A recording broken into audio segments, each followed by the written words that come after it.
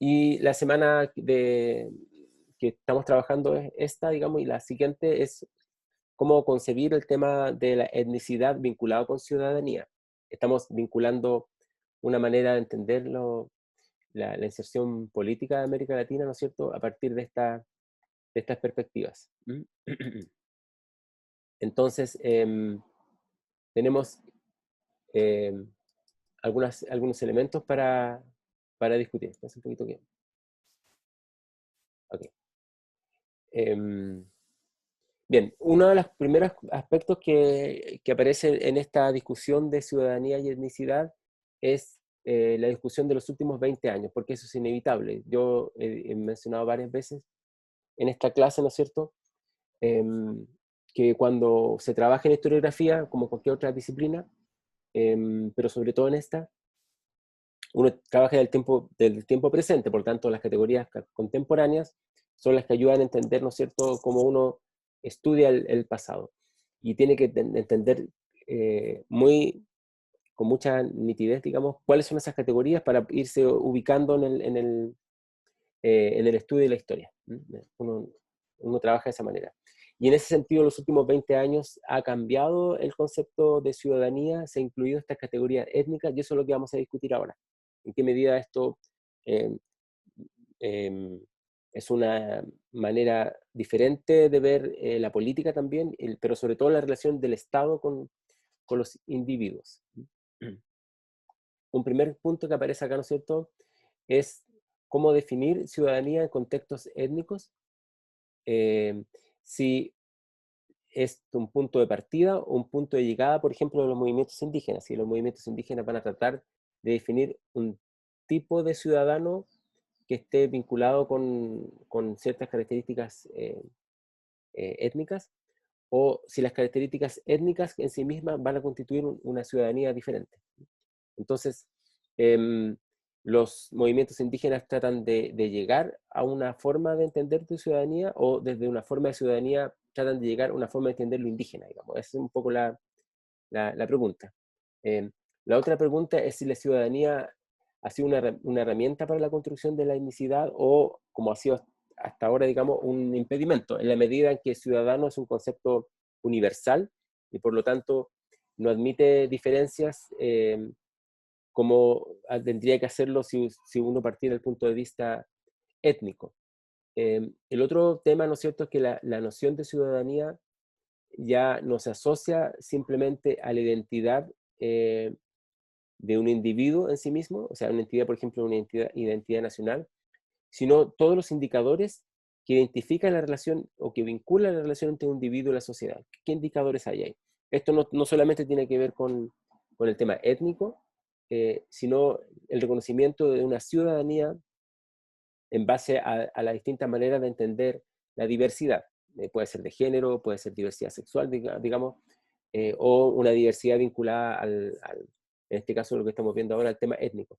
Entonces, para hacer un resumen de esto, primero, ¿no es cierto?, hay que considerar que la discusión que nosotros vamos a hacer acá, que es historiográfica, está permeada evidentemente por la discusión de los últimos 20 años y por las experiencias históricas en América Latina, principalmente en Ecuador evidentemente en Bolivia, y algunas experiencias más lejanas en el tiempo, como fueron en México y en Perú, que algo vimos ya en esta clase. Lo segundo es cómo repensar la relación de etnicidad con ciudadanía, porque permite también repensar la relación, ¿no es cierto?, del Estado con el individuo y el propio concepto de ciudadano. Eh, Uno de los primeros elementos que aparece acá es la crítica al concepto universalista de ciudadanía, en el sentido de que ha acogido un conjunto de discriminaciones y mecanismos de dominio alrededor de categorías como etnia y género. Ya hemos visto en qué medida, ¿no es cierto?, cuando se ha definido el concepto de ciudadano, se ha adoptado una imagen de ciudadano, que es una imagen de un individuo que es hombre, europeo y blanco. Ese ha condensado la idea de ciudadano. Y esto evidentemente tiene una fuerte crítica y ya fue criticada incluso desde el siglo XVIII, cuando esto ocurre en la Revolución Francesa, sobre todo la categoría de género, fue criticada desde un comienzo, digamos, en que se hablaba de ciudadanía universal y sin embargo solamente era aplicado a los varones, y lo hemos discutido acá, pero en parte se pensaba, ¿no es cierto?, que los varones eran los únicos que podían ejercer un derecho de ciudadanía, por lo tanto se hablaba universal para aquellas personas que efectivamente se veía que lo podían ejercer. Entonces, hay una crítica que se hace desde un comienzo, y afortunadamente esto fue cambiando eh, a través del tiempo. Con la propia categoría de etnia, en el sentido de que se consigue un individuo que es europeo y blanco, ¿no es cierto?, para vincularlo a los derechos como ciudadano, también se discutió posteriormente cuando ocurrió la independencia de Haití. O sea, la independencia de Haití se hace se construye con criterios de la ilustración francesa, y sin embargo los franceses no lo reconocen en esos derechos, en tanto la población era afrodescendiente. Entonces ya desde un comienzo, esto no tiene que ver solamente con los últimos 20 años, sino que desde un comienzo ya del siglo XVIII se empezó a discutir esta idea de que detrás de esta idea, de esta noción, perdón, universalista de ciudadanos, se escondían un conjunto de impedimentos que hacían que solamente el hombre europeo blanco fuese digamos, el que condensaba esta noción de ciudadano. Eh, También, ¿no es cierto?, se ha mostrado cómo el discurso de ciudadanía no ha sido neutral, sino que ha privilegiado a unos grupos respecto de otros. Esto se da en estas críticas en un marco de un reconocimiento a una ciudadanía multicultural que se ha dado en la mayor parte de los países de América Latina, no, lamentablemente no en Chile, pero de alguna forma la propia práctica de una ciudadanía multicultural en América Latina ha ayudado para que replanteemos el concepto de ciudadanía como se ha estado haciendo en algunos países.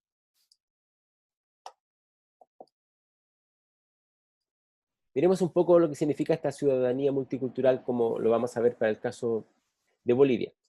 Eh, Esta se construye sobre ciertos elementos que son fundamentales para entender este fenómeno.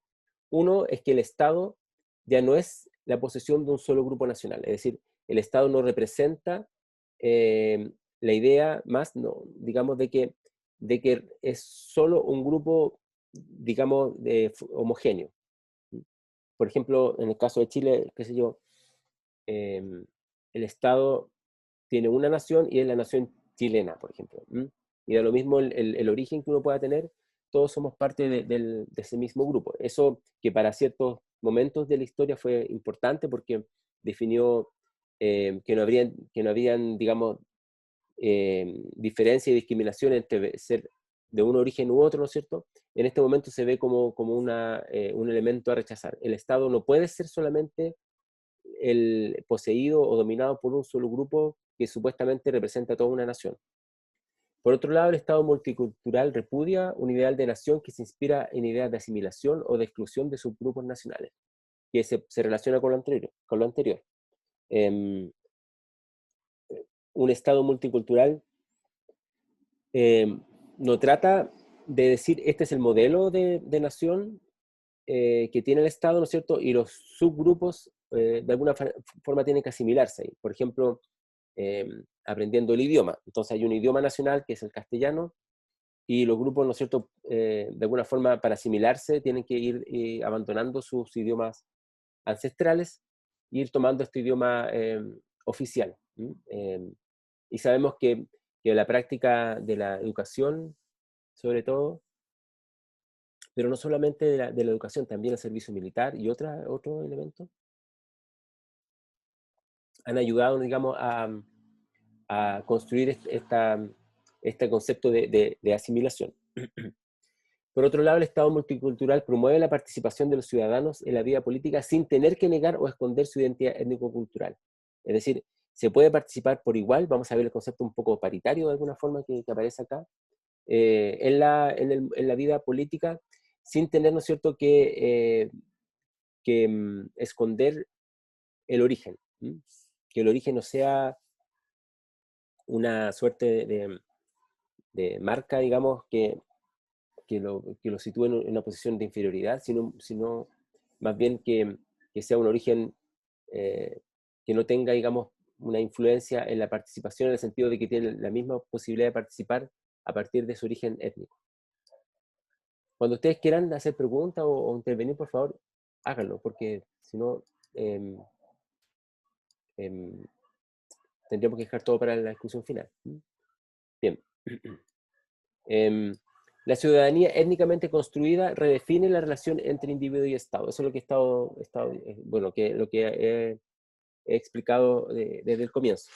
De alguna forma, sea multicultural o sea una ciudadanía étnica, ¿no es cierto?, se asume que hay diferentes identidades.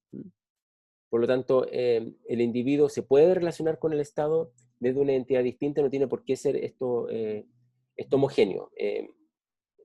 Y que era un poco el ideal del siglo XVIII, ¿no es cierto?, que todos los ciudadanos fuesen iguales.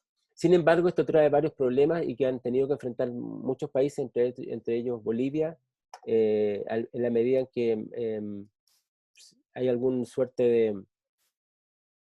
hay una suerte de no sé si enfrentamiento es la palabra más adecuada, pero disparidades de todas formas entre ciertos conceptos que están chocando alguna vez. Por ejemplo, si la ciudadanía es una herramienta para el trato igualitario de todos los individuos, eh, no estaremos retrocediendo si empezamos a reconocer ciudadanías diferenciadas. Es decir, uno de los grandes logros del siglo XVIII, si uno lo mira de esta manera, o sea, de la Ilustración, en fin, sea francesa o de otros lados, es justamente que dio un trato igualitario a todos los individuos. Que parte de la noción de igualdad, como aparece en todas las constituciones políticas del siglo XIX, todos los hombres son iguales, con los mismos derechos, etc. Sabemos que eso en la práctica no se cumple, pero es un ideal jurídico que es muy relevante en la construcción de la política desde el siglo XIX. Si nosotros empezamos a abandonar esa noción de igualdad y empezamos a reconocer diferencias en términos de ciudadanos, no estaremos retrocediendo, no estaremos dándole una preeminencia mayor a un grupo respecto de otro. Es una cosa que se pueda pensar. ¿Por qué una comunidad indígena va a tener un mayor derecho, por ejemplo, al uso de aguas? Se podría discutir eso, ¿no? Respecto de otros que llegaron como inmigrantes, ¿no es cierto?, hace varios siglos y viven en el mismo sector. ¿Quién tiene más derecho? El que sobre ese territorio, sobre esas aguas, por ejemplo, el que tiene su origen, digamos, en un periodo mayor de tiempo, o el que llegó después y pudo adaptarse un poco al sector. Eso es algo que hay que discutir. Evidentemente, desde el punto de vista de la ciudadanía étnica, se reconoce, digamos, una diferenciación. Se reconoce, por ejemplo, que si hay un origen étnico vinculado a las comunidades que viven en el lugar, van a tener evidentemente un derecho a administrar, a usufructuar, digamos, los recursos naturales o a mantener los recursos naturales, según cómo se les vea, eh, con mayor preeminencia que grupos que llegaron posteriormente. Pero eso es una discusión, porque el Estado supuestamente debiera darle a todos por igual, ¿no es cierto?, los mismos derechos. Entonces aquí estamos dándole más derechos a unos respecto de otros. Eso se puede discutir, hay que pensarlo, digamos, ¿no? Por otro lado, el multiculturalismo enfatiza en muchos países los derechos individuales de ciudadanos pertenecientes a minorías dentro de un Estado-nación. Y podemos hablar de minorías, por ejemplo, en Bolivia, que hay una minoría indígena, cuando en términos demográficos, de hecho, vamos a verlo después cuando veamos Bolivia, representa más de la mitad de la población. ¿No será que este modelo multicultural que adoptamos en América Latina, o que podemos pensar para América Latina, quizás funciona en otras realidades, en otros escenarios? Por ejemplo, en Europa tampoco hay una suerte de noción, digamos, de grupo homogéneo. Vamos a ver que las categorías étnicas ya en sí mismas son discutibles, y sin embargo, ¿no es cierto?, se asume que hay una identidad nacional, por ejemplo, francesa o alemana o lo que sea, o española, ya, que ya de por sí es complicado, porque si uno está en esos lugares se da cuenta que efectivamente no existe. O sea, hay muchas diferencias cuando uno habla de Francia, cuando uno habla de España, digamos, o cuando habla de cualquier país como Alemania, en fin, o Bélgica. En Bélgica se ve claramente, ¿no? Y pareciera que se construye una idea de lo que es la nación, qué sé yo, alemana, francesa, y las minorías de alguna manera llegan a tener ciertos derechos en tanto se integran a esto, de alguna forma, a estos elementos nacional desde sus propias diferencias, se integran al Estado-nación. Esto en América Latina es bien complejo porque pareciera que los indígenas se categorizan como minorías dentro de un Estado que se categoriza como un Estado mestizo, es decir, una mezcla entre lo indígena y lo europeo. Entonces, si la población principalmente es mayoritariamente indígena, el Estado, curiosamente, es mestizo. Es una cosa un poco extraña. Eh, lo otro que hay que pensar es que supone el reconocimiento de las diferencias culturales. Hay diferencias respecto de las formas de representación. Habrá que avanzar hacia maneras de representación, por ejemplo, política, que obedezcan, ¿no es cierto?, no a la democracia, sino a la elección por comunidades que normalmente hacen los varones, por ejemplo, donde dejan fuera a las mujeres. Eh, entonces, por eso que eso hay que discutirlo, porque esto también puede ser un retroceso respecto de lo que se ha venido avanzando, ¿no es cierto?, en los últimos periodos. Si las mujeres han adquirido el mismo derecho de ciudadanía que los varones, ¿no será un retroceso si dentro de las comunidades esta diferenciación cultural le otorga una mayor representación a los varones que a las mujeres? ¿Mm? Por lo tanto, se dice entonces las comunidades deben elegir y sus autoridades según sus propios criterios ancestrales, pero resulta que en esos criterios ancestrales las mujeres no participan y no hay democracia. Es decir, hay un grupo de 5 personas, eligen, digamos, a las autoridades y por tanto dicen representar a toda la comunidad y no dejan votar o participar al resto y menos a las mujeres. Entonces, eso hay que pensarlo, hay que darle vuelta como tema de investigación y para entender cómo se puede mirar historiográficamente esto. Eh, la autora que estamos viendo, ¿no es cierto?, adopta un poco la idea de equivalencia, más que de igualdad, es decir, que algo equivalga a un tipo de representación no significa que todos sean, que todos tengan que definir de la misma manera la noción de representación. Por lo tanto, se abandona el concepto de homogenización y se adopta el de paridad. O sea, hay que tener paridad frente a los derechos. Así como se habla de paridad de género, paridad un poco étnica, digamos, donde puedan ser em, digamos, construir estas representaciones. Incluso uno podría pensar que desde ese punto de vista no basta solamente con tener escaños, por ejemplo, reservados para los pueblos indígenas, porque siempre va a haber un poco, puede haber una visión de minorías, ¿no es cierto?, que se integran al Estado Nacional, sino que habría que buscar otras maneras más, eh, digamos, vinculadas a su propia cultura o más paritarias para poder ejercer, ¿no es cierto?, los derechos de representación desde un punto de vista étnico. Lo que se busca es construir una política de derechos diferenciados. Y eso no solamente para el tema étnico, sino que para otros elementos como había mencionado. Esto supone discutir primero los límites de las categorías que definen las identidades. Y este es un gran problema.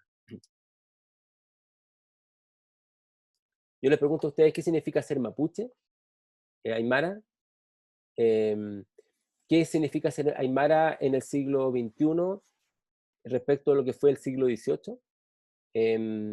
¿Qué es ser mapuche hoy día? ¿Dónde vive la mayor cantidad de mapuches? O gente que se asimila con la identidad mapuche, según el último censo, por ejemplo. Esos datos están. ¿Dónde están viviendo esas personas? La mayor parte de ellas viven en ciudades. De hecho, viven en Santiago, en parte, digamos. O sea, una parte importante de personas que se identifican con la identidad mapuche viven en Santiago y no viven en las comunidades. Entonces, ¿quiénes son más mapuches? ¿Los que viven en las comunidades?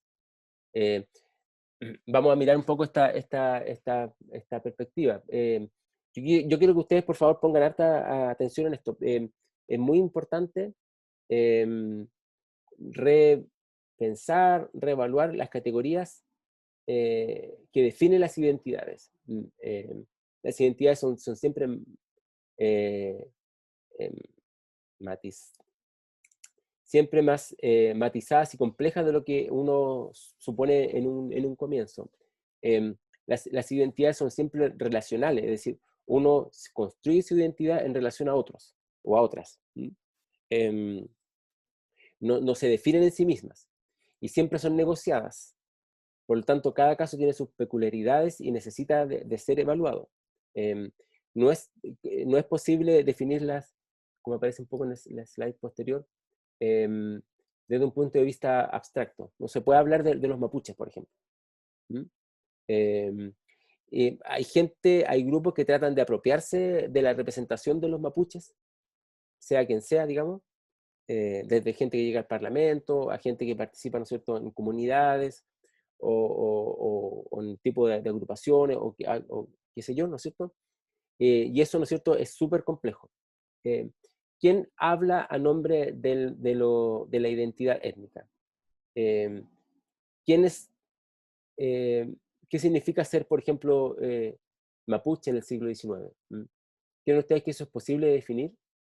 Eh, ¿Quién lo define? ¿Lo define el Estado? El Estado dice, ya, ok, mapuche van a ser aquellas personas que tengan, por ejemplo, apellidos de origen mapuche. O mapuche va a ser aquellas personas que vivan en la Araucanía.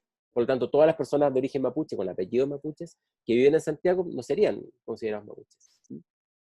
No sé, ¿qué creen ustedes? ¿Cómo se define cómo se definir? ¿O hay que esperar o tiene que ser una autodefinición de las propias comunidades? ¿O tiene que el Estado definir a las comunidades lo que es su propia etnia? Yo creo que cada comunidad debería identificarse por sí mismo, que si igual estamos viéndolo más o menos en teoría de la historia, como la historia como un campo de lucha. Entonces justo estábamos leyendo una autora que era Tujibai, Linda Tujibai, y hablaba de como la historia desde ellos, o sea, desde una visión como estatista de la historiografía, y que al final lo único que hace es como silenciar otras voces. Ya, pero ¿quiénes son ellos? ¿Quiénes son ellos? Pero nosotros vamos a definir quiénes son ellos, de alguna manera. Vamos a decir los que viven en la Araucanía, los que se definieron en el censo como mapuches. Acá dice Nicolás, las definiciones siempre van variando por cada comunidad, ¿no es cierto? El hijo mapuche campesino que llega a la ciudad a estudiar tiene una experiencia y una apropiación de sí mismo que es distinta. Evidentemente, claro, va cambiando.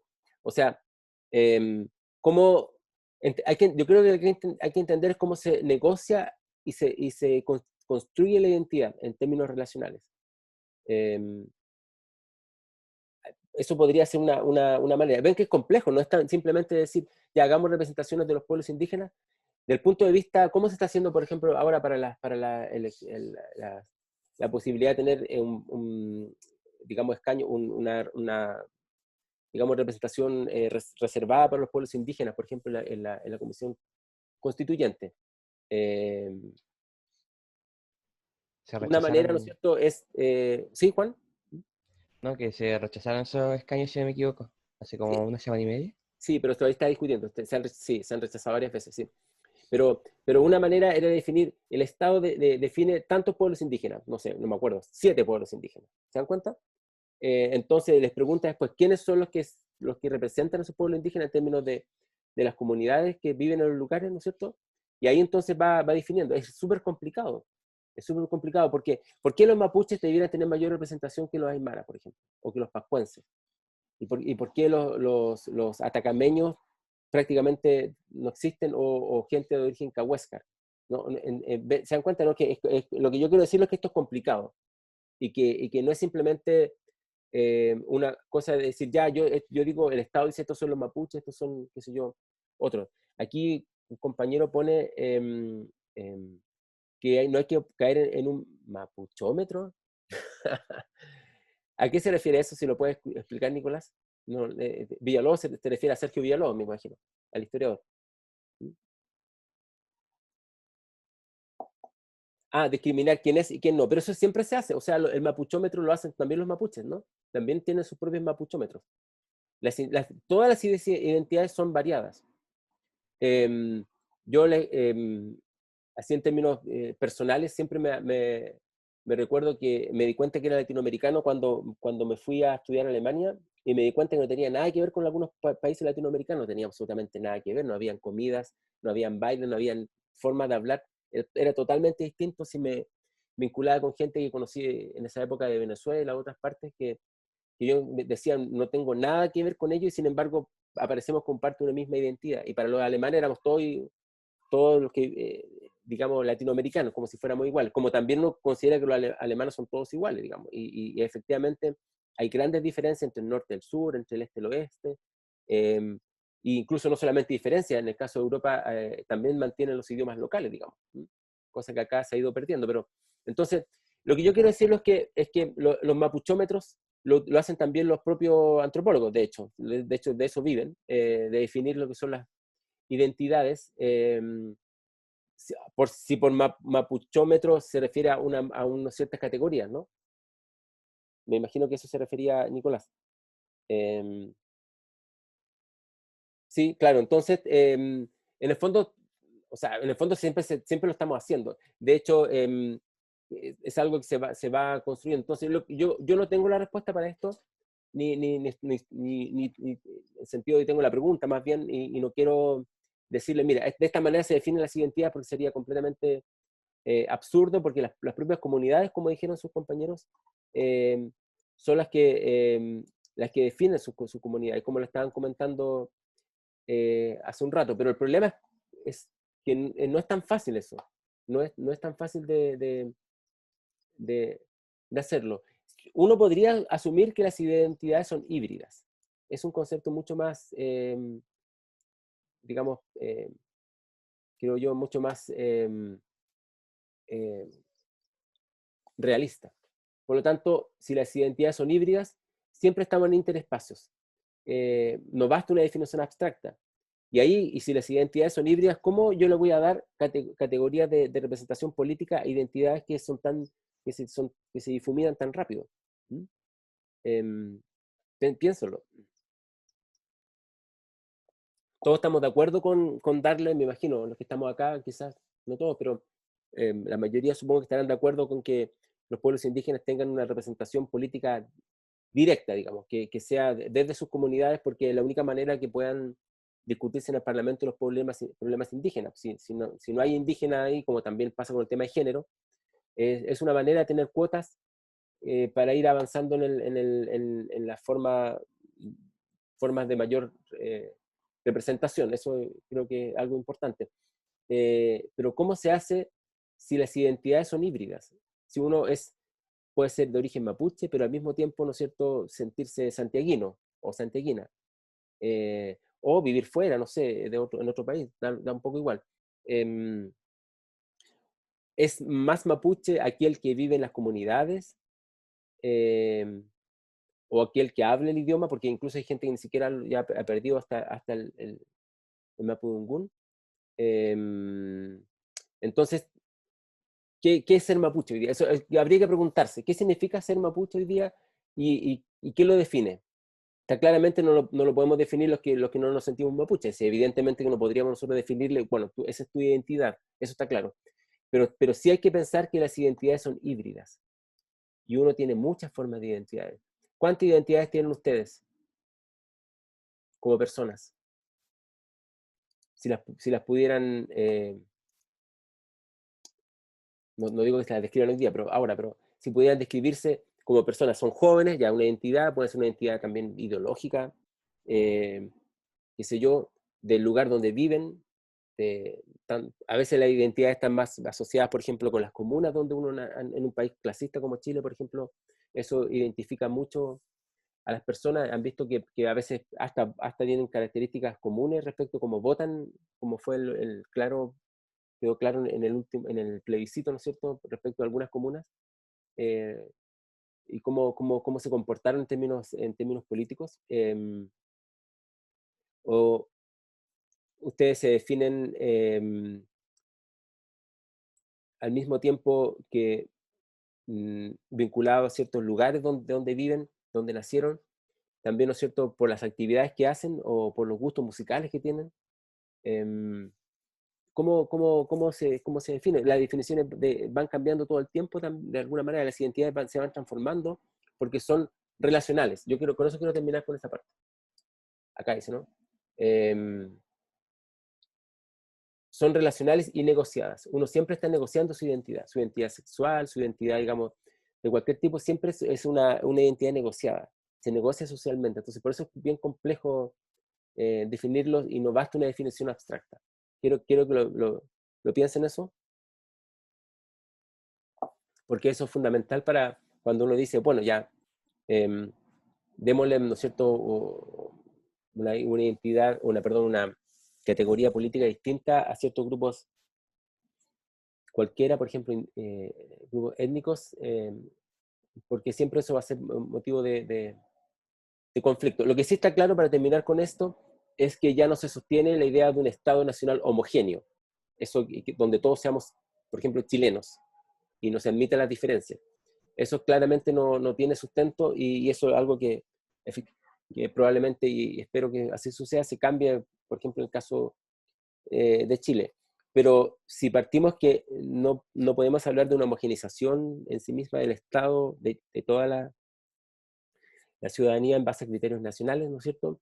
Nos encontramos con el problema de cómo definir las identidades.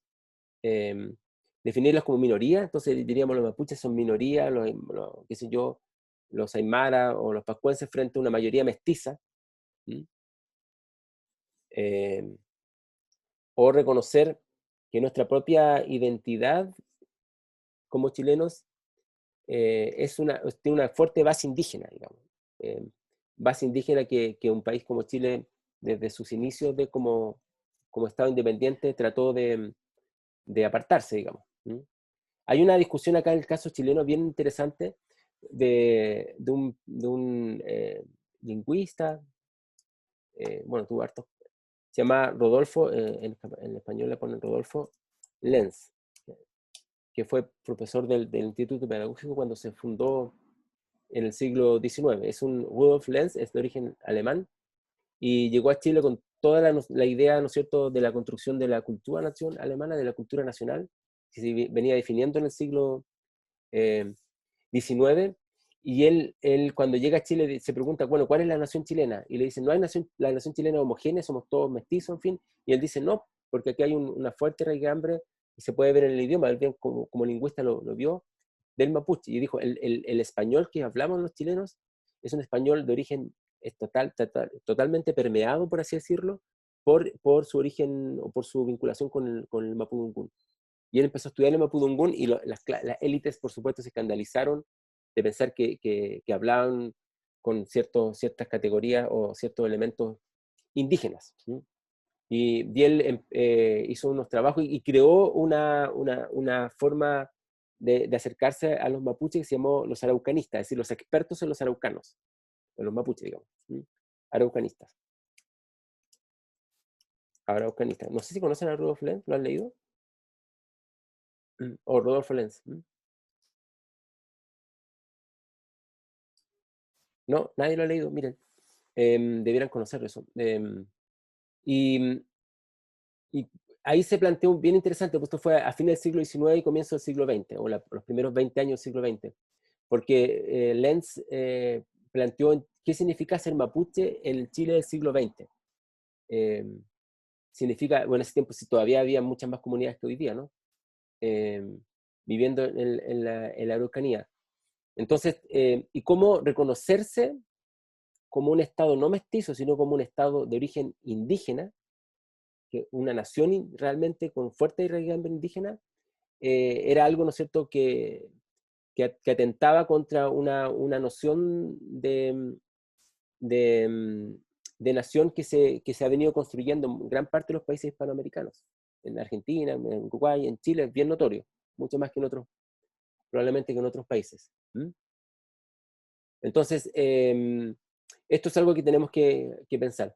No sé si hay preguntas antes de empezar con el tema de Bolivia, o algo que quieran agregar.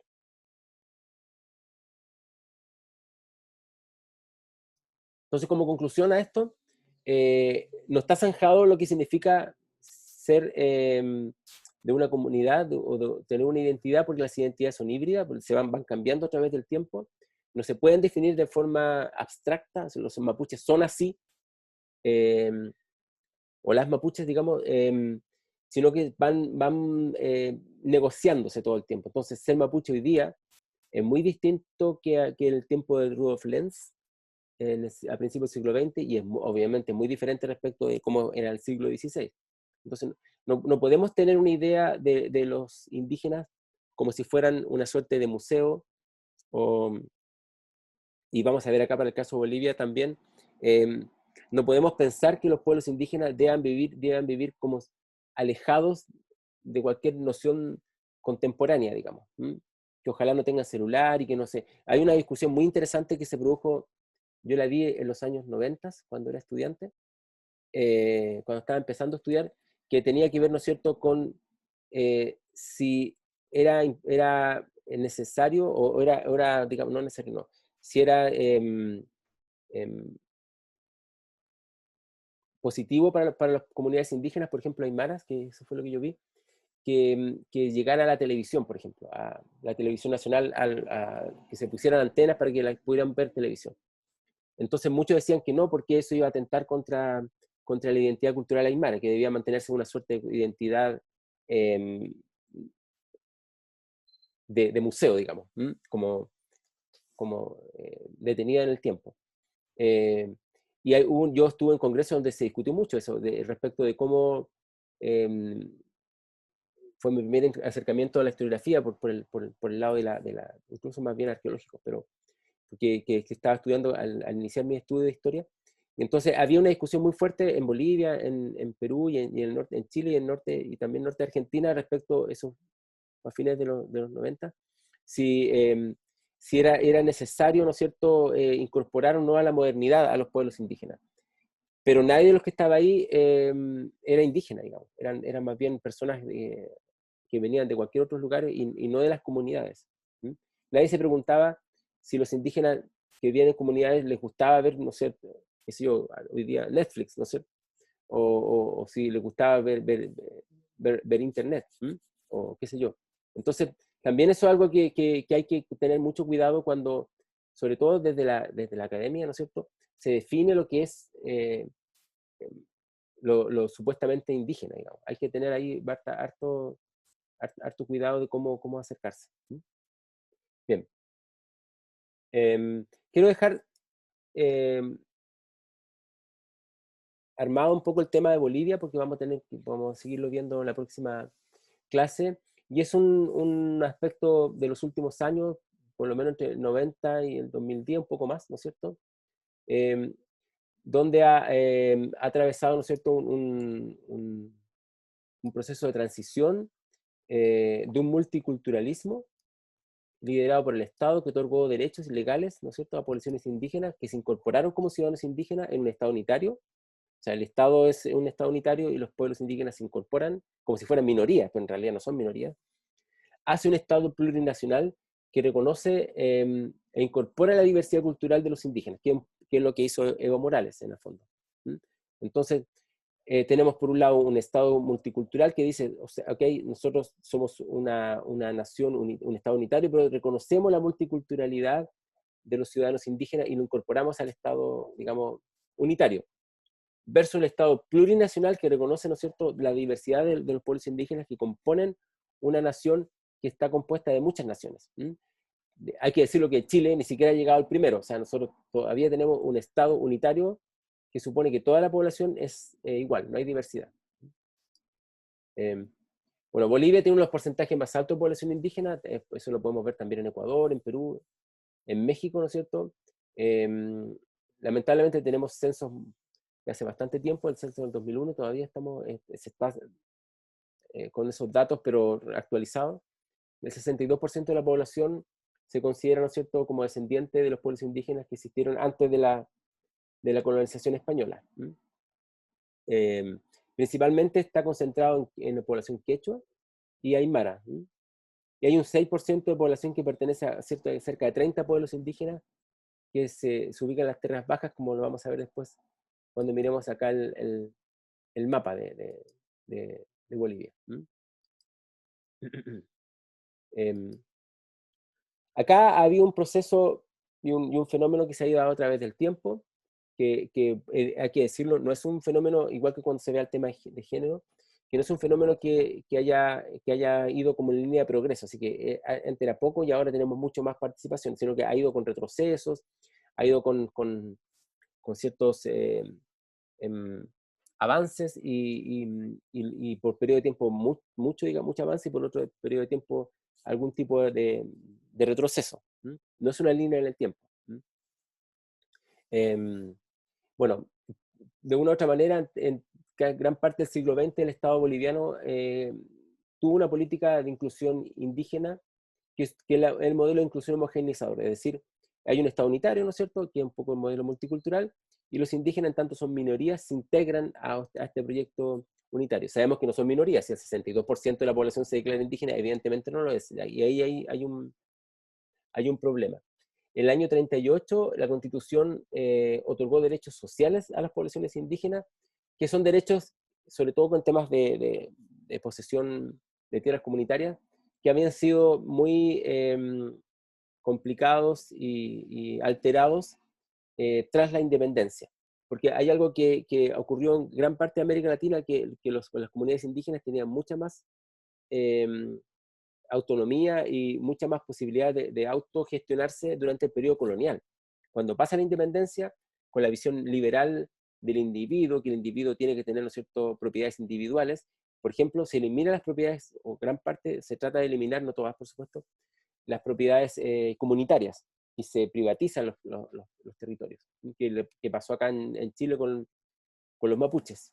Entonces, los mapuches en un estado colonial mantienen sus posiciones por acuerdos con, con el Estado español, sus posesiones comunitarias, pero el Estado nacional no calza el Estado nacional liberal con propiedades comunitarias, sino porque eso no tiene un sentido jurídico, digamos, también, ¿no? Bueno, ahora se ha ido adaptando, pero eventualmente, ¿no es cierto?, las propiedades debieran ser individuales. Por lo tanto, es un gran problema que ocurrió también en México, también en Perú, y en Chile y evidentemente en Bolivia. Recién en el 38, entonces, muchas veces se le otorgan derechos sociales que ya tenían incluso en el periodo colonial los indígenas. Aquí hay varios hitos como la Revolución Nacionalista del año 52, que por ejemplo consolidó un proceso de inclusión indígena con derechos políticos. Por ejemplo, el derecho a elegir y ser elegidos, una educación universal y una reforma agraria, ¿no es cierto?, que permitió que tuvieran también derecho a las tierras en los que ellos estaban. Sin embargo, ¿no es cierto?, la inclusión, como también ocurrió para el caso de ciertos procesos políticos, digamos, más de izquierda en Chile, la inclusión no se da en tanto son pueblos indígenas que tengan identidades culturales, ¿no es cierto?, particulares, sino más bien como campesinos, como productores o como parte del pueblo, digamos, como una suerte de visión de subyugados, por así decirlo. Entonces no se hicieron diferencias de tipo cultural de ninguna manera. En la década de los 70 incluso la etnicidad fue vista como una forma de racismo, porque tenía que ser reemplazada por una visión de clase. Entonces, para muchos sectores de la izquierda, considerarse indígena era, ¿no es cierto?, una forma, digamos, racista, y más bien había que considerarse parte de la clase popular. Y por lo tanto se elimina ese concepto de indígena. Esto hay varios casos documentados para Chile y para muchos países. O por otro lado se ve que lo indígena es una forma primitiva que va a poder desaparecer con el tiempo en la medida en que se modernicen los países. Por lo tanto, en la medida en que los países se modernicen, entonces los indígenas van a abandonar su lengua, van a abandonar sus tradiciones, van a vivir en las ciudades, ya no más en el campo, ¿no es cierto? Y van a ir desapareciendo, por lo tanto, aquí frente a eso, ¿no es cierto?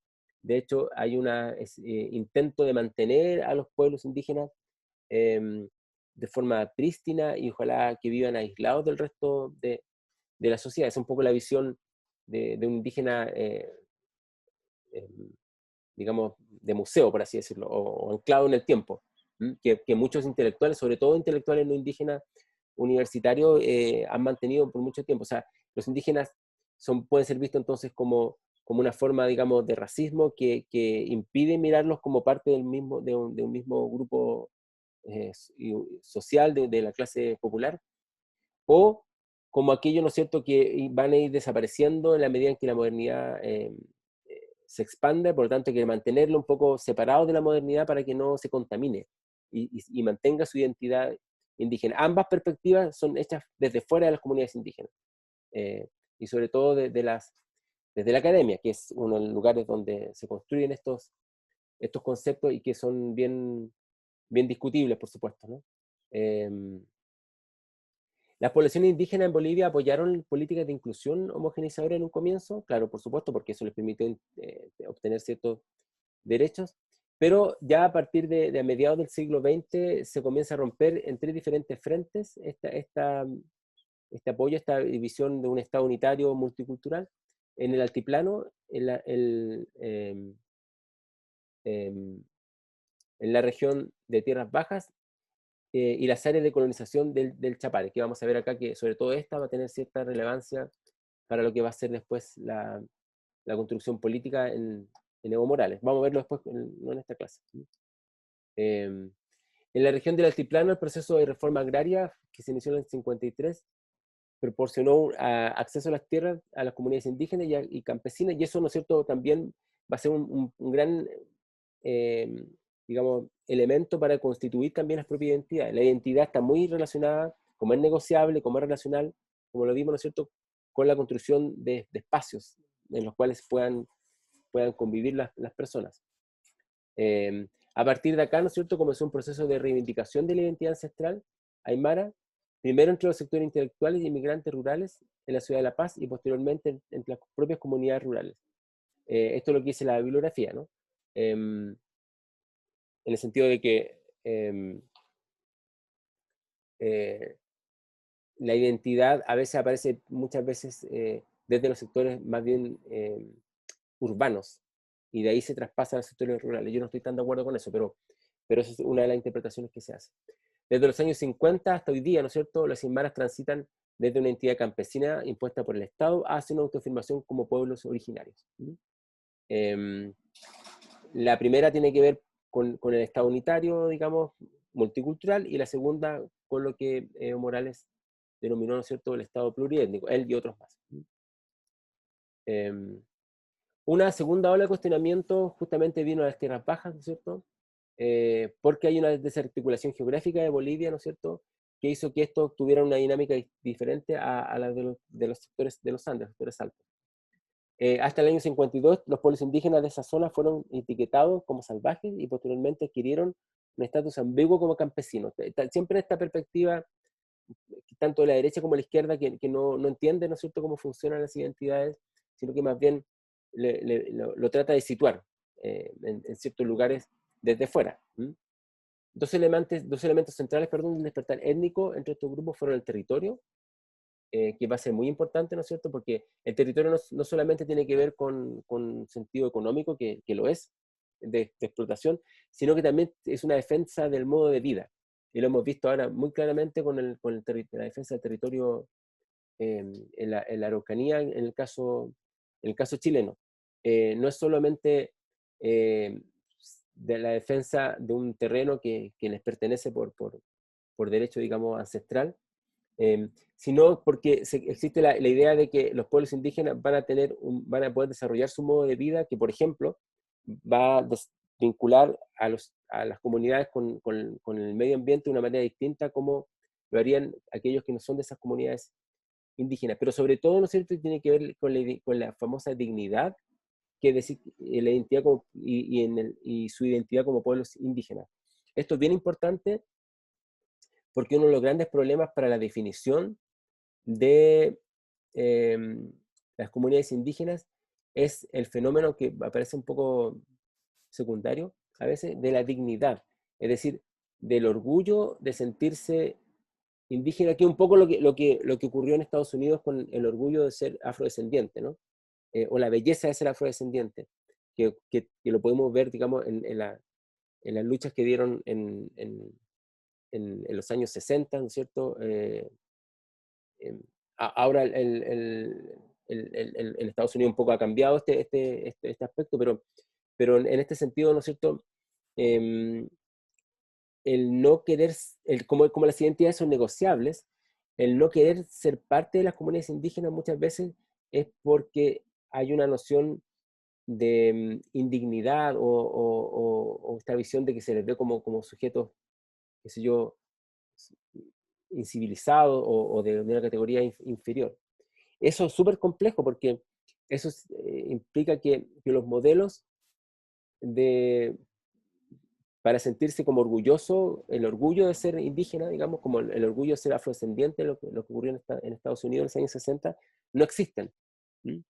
Si una persona que de origen indígena mira a su país y ve que todas las autoridades no son indígenas, que en el Parlamento no hay indígenas, que los líderes intelectuales que escriben en los diarios, en fin, no son indígenas, que los artistas que aparecen en la televisión, en las películas, ustedes pueden ver acá en Chile, que es bien notorio, la mayoría tienen rasgos más bien caucásicos, digamos, son blancos, en fin.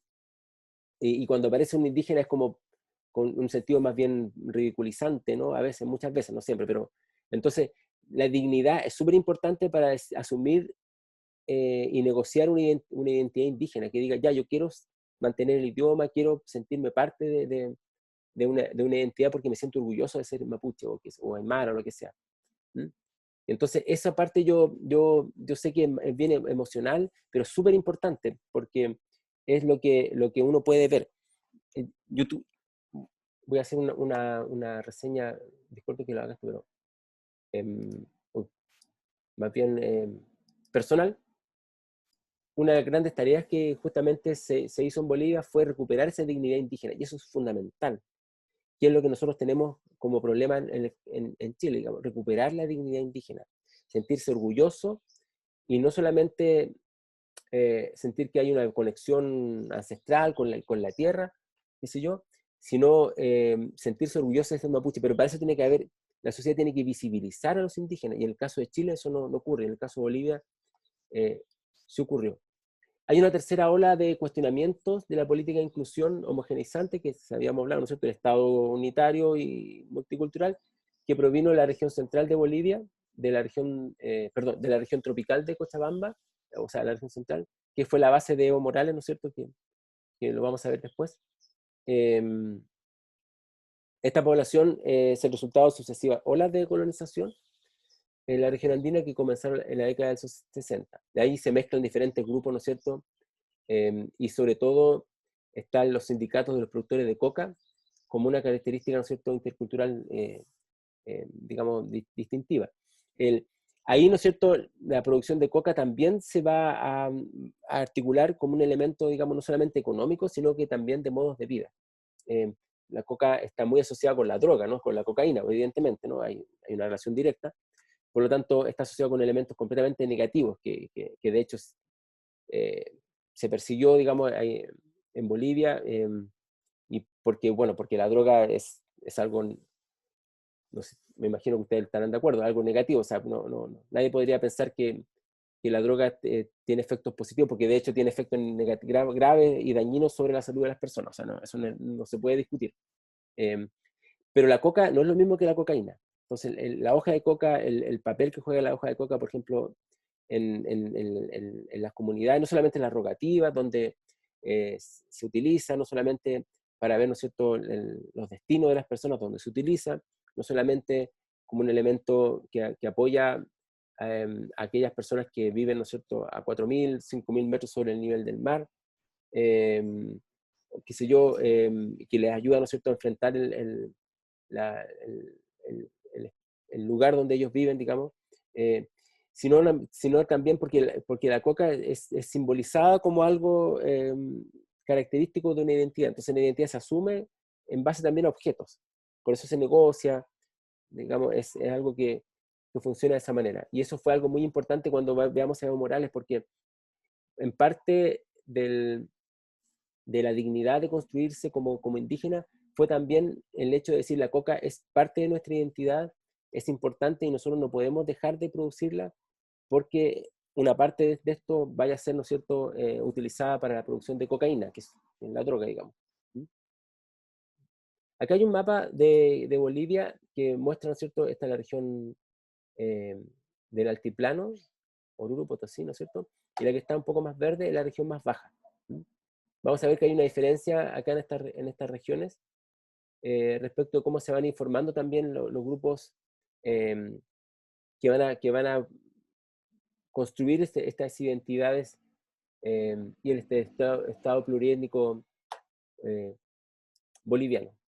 En la próxima clase, entonces,